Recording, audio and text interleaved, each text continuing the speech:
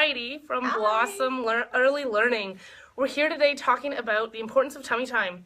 The importance of tummy time, we're talking about tips and tricks to help encourage tummy time. We want to make sure that our little ones, and Heidi will go into more detail, but we just want to make sure that our little ones are benefiting from the importance and that developmental need for that tummy time. So let's get started. We'll chat a little bit about the importance. Excellent. Guys, if you have not been to Blossom Early Learning in North Bay yet, you definitely have to check it out. Her classes are phenomenal. I attend with my little guy and he loves it. Heidi's like a complete expert in anything child development. She's fantastic. And the space is beautiful. I'll do a little tour after, but let's get started with the tummy time first. Okay, so welcome everybody. And so the first thing you need to know about tummy time is you can start it from day one.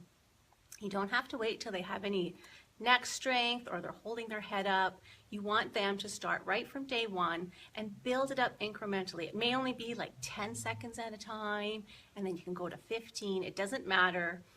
The goal is to have about 20 to 30 minutes in the first month. Like 1-month-olds have 20 to 30 minutes per day, but that's not all at once, ever. That's way too long to be stuck in one position, right? So first though, I want to talk about why tummy time is so important. So the first thing is that it strengthens their neck and their core, their upper arms, all the way down to their wrists, strengthens their fingers for later fine motor development, especially when they're starting to, excuse me, play with blocks and use crayons and scissors and getting into school age. Even tummy time affects school learning.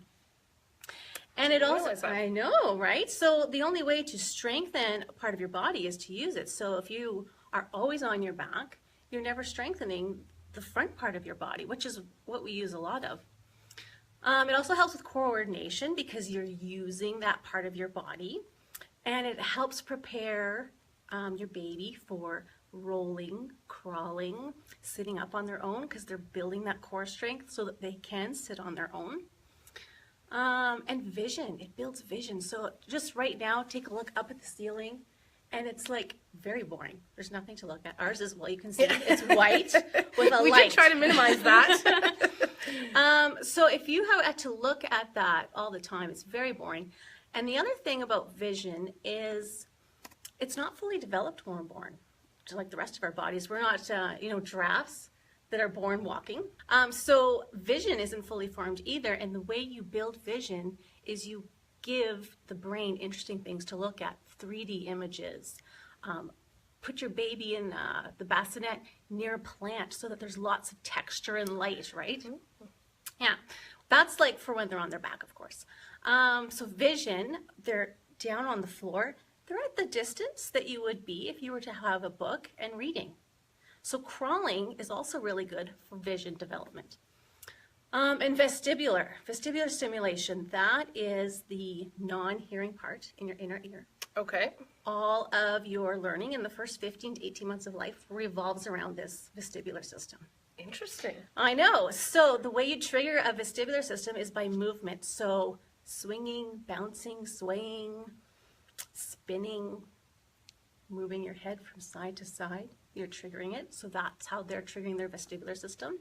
And when you trigger the vestibular system, the brain starts firing and wiring and making new connections, and that's what you want. So many things, developmentally, physically, vision, getting the brain firing. And then the last one I wanted to talk about was flattening of the head, so plagiocephaly. So if a baby is on their head, the back of their head too much during the day, they can start to get flat spots. And this can also happen if a baby has a little bit of torticollis, where it's some stiffening in one side of the neck, where their head will always be to the one side. They'll have a bit of a flat spot on the back of their head over here. So what tummy time does is helps take the weight off the head so that they have a nice shaped head. Because their bones are really soft and they're not fully fused yet, right? That's how they get out the birth canal. Yep, that makes sense. And another thing too about plagiocephaly is if you are strictly bottle feeding your baby, you want to make sure that you're switching from left to right side. So if you're right-handed, you're always, Yeah, I would here. always cradle if I had bottles. I would always cradle. Especially if you're strictly bottle feeding, right? Breastfeeding, you're naturally switching sides. Yep. But if you're right-handed and you go to bottle feed, you're always on this side. So you're kind of creating a little bit of a flattening on this one side of the head. So try to switch it up. Put baby on the other side as well. It's good for your, development too. You're not going to have all this strain on the one side. And it's good for your brain to have to think, oh, how do I use my left hand now, right? It's also good for baby's vision. So if you're always looking like to one side like this, and now we're looking at another side, you're seeing so much different, right? If your one side of your face is always covered up against someone's body, you're not building vision in that part of the brain. So that's also important. All right, Fantastic. I'm a bit Hi, of a Lisa. fast talker, sorry. No, that was awesome. Okay, I think that was fantastic. That was, for me, when it comes to learning about the importance of stuff, I really like to know all those extra pieces of why I'm doing this. I struggled, like most children do. My own 4 did not love tummy time. So it was always a struggle, and sometimes it felt like this isn't even worth it because, and especially my second, she screamed for everything. So like it was 20 minutes or 10 minutes of just unhappiness and screaming and yelling. So Elisa just said, does tummy time chest to chest while you are holding them count as a tummy time? Great question, Elisa. We are going to jump right into that. So We absolutely do. what else counts? So we have tummy time, and we're going to do a demonstration as well with Heidi's Rosie. This is Rosie. Say hi, Rosie. Hello. So we If you are come going to my classes, you already know Rosie. So There you say go. hi to your fans, Rosie. So we'll get into some tips after, but what are the other ways that tummy time counts? So it doesn't only have to be on their belly, on the floor by themselves. Correct. So let's see, if I turn this way maybe. Okay. So tummy time, like this isn't tummy time. This is just carrying baby upright. But if I were to, I'm going to switch around again. Would you If like I me to were support you? to, be on the couch, resting up against your partner or something, that you're at a bit of an incline, this is tummy time. You always want to make sure that baby's arms are up and underneath them though. That's a key trick actually, is every time you put baby down on the floor, you want to make sure that their arms are up underneath them or folded up like this. You don't want them splayed out or down by their sides. Actually, when we first came in, Heidi gave me a great demonstration as to why we don't want babies' arms down by their side, because they don't have the strength to bring it up. So if babies' arms are down by their side, they're essentially just kissing the floor. And that's not really, they're not getting the benefits of the tummy time and being propped up. So getting those arms up, I think you should, because it was quite funny. So I will move the camera to make sure. Let's see, we might not have to. Okay. I'll move out my little props here. All right, so if you're coming, pretending I'm baby, I'm gonna come down on the floor. I'm gonna come at an angle maybe. Yeah. Perfect. I got my foot on a pillow. There we go. So if I'm a baby and I've been put, I don't have any neck strength and I've been put on the floor, I am stuck. I cannot move. This is not a fun place to be. And if I don't even have the neck strength to hold my head up for a few seconds, I can't breathe. Same with this, arms out to the side, I'm still stuck. You need to get their arms up underneath them so that they're supported a little bit. They're a little bit farther away from the floor, and then they can see things. Always give them something interesting to look at, a little toy, stretching, something that makes noise, right? Get their attention. If you have like a little mirror, you can get these at the dollar store, a little locker mirror. Hold it at an angle so that they can see their face. They love to look at human faces. And applying a little bit of weight to their, so come here, Rosie. We see Rosie? Yeah, we're good. We're going to put her arms up underneath her, and then we're going to give her some interesting things to look at. Oh, we have a little book. We'll open up a little book for her. And we're just going to find her hips and just give her a little bit of pressure down there. That way, she's not like a teeter-totter, and her big, heavy head isn't going to be tipping her over. She's going to have a little bit of support so that she can start to flex her abs a little bit and get up a little bit. Interesting. Yeah. That is awesome. So just a little bit of weight, just like resting your hand on their buttocks, right where their hips are. Not up on their back, but like right down in their diaper area.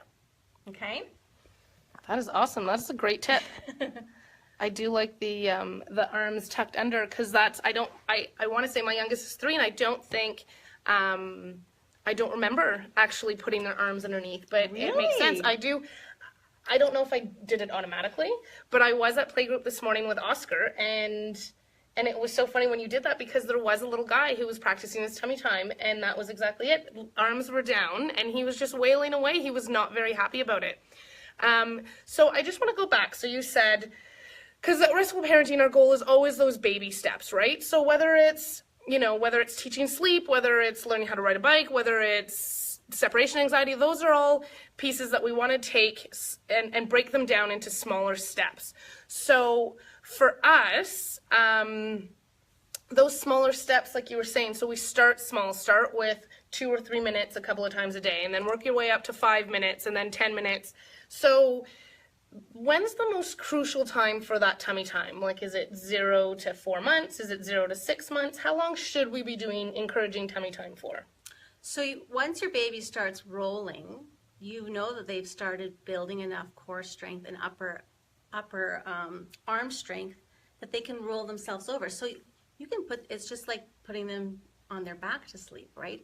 Once they start rolling over, you don't have to go in and reposition them anymore, because they have the strength to get themselves into a position that they're safe again. They're not going to be stuck down. The concern is that they're going to be face down and not be able to breathe, right?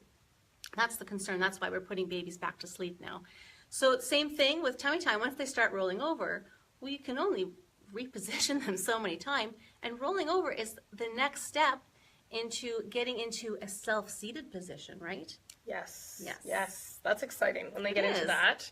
Yeah. But it's all connected, right? So tummy time, into rolling, into self-seating, sitting, into crawling. Getting in and out of self-seated position, and then into crawling. Yeah.